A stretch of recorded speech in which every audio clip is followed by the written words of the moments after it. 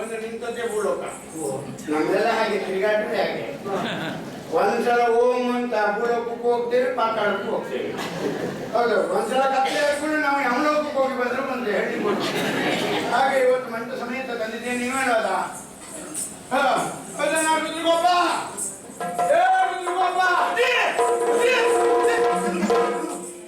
ಹೋದ್ರಿ ಯಾಕಂದ್ರೆ ಲೋಕಕ್ಕೆ ನೋಡಿದ್ರಿ ಅವಳನ್ನ? ಯಾವಾಗ ಹೇಳಿದ್ದೀಗ ಪುಣ್ಯಾತ್ಮ? ಯಾಕೆ ನಿನ್ನ ನೋಡಿದ್ರೆ ಎಷ್ಟೋ ದಿವಸ ಹೋದವ ಅವಳು ನನ್ನ ನೋಡಿ ಉಪಚಾರ ಮಾಡಿದ್ಲು, ಮತ್ತೆ ರಾತ್ರಿ ಊಟ ಹಾಕಿದ್ಲು. ಬೆಳಗಾದ ತಕ್ಷಣ ನಾನು ಕಸಿಯಲ್ಲಿ ಗೊತ್ತಾಯ್ತು, ಹೊರಟು ಕಳಿಸಿದ್ಲು. ಈಗ ಅವಳು ಕರ್ಕೊಳದೆ ನೀ ಬರಬಾರ್ದು ಅಂತ ಹೇಳಿಲ್ವಾ? ಒಂದೇ ನಿನ್ನ ಸಿಟ್ಟು ಅಂತ ಹೇಳಿದ್ರೆ ಮಳೆಗಾಲದ ಮೋಡ ಬಿಸಿಲಿದ್ದಾಗೆ ನಾವು ಹೋದ್ಮೇಲೆ ಕಾರ್ಯ ಆಗುದಿಲ್ವೇನೋ. ಕರ್ಕೊಂಡು ಬಂದದ್ದು ಮಾತ್ರ ಅಲ್ಲ, ಈ ವರ್ಷ ನಿಮ್ಮೊಂದು ಖರ್ಚು ಕಡಿಮೆ ಮಾಡಿದ್ದೆ. ಮಂಚ ಮಾಡಿಸಿದ್ಬೇಡ, ಮಂಚ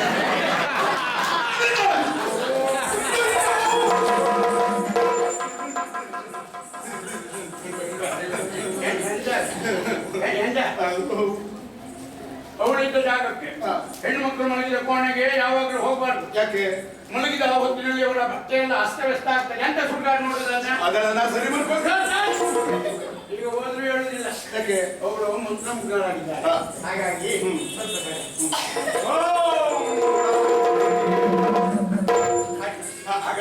ಬೆಳಗಾದ ತಕ್ಷಣ ಬಾ, ನಾನು ಇಲ್ಲೇ ಅದರ ನೀನು ಗಡಿಬಿಡಿ ಮಾಡಬೇಡ. ಇನ್ನಿಂದ ಕೆಲಸ ಇಲ್ಲ. ಹೇಳಿದ್ದೆ ನಾ ಗಡಿಬಿಡಿ ಮಾಡಬೇಡ.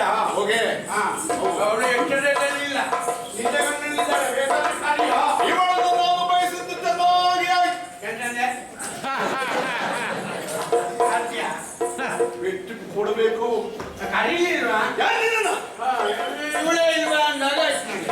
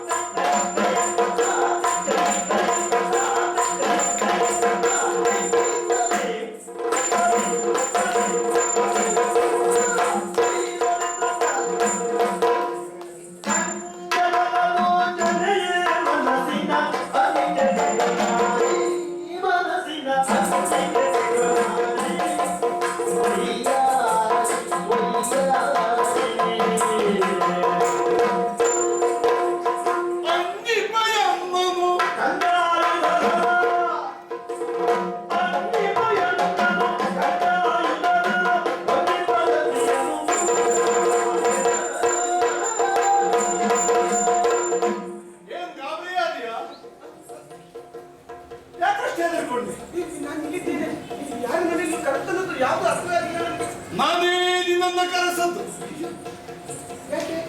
ಆ ಹೊತ್ತು ಉಪವನದಲ್ಲಿ ನೋಡಿದ್ನಲ್ಲ, ನಿನ್ನ ಸೌಂದರ್ಯ ನನ್ನನ್ನ ಸೆಳೆಯಿತು.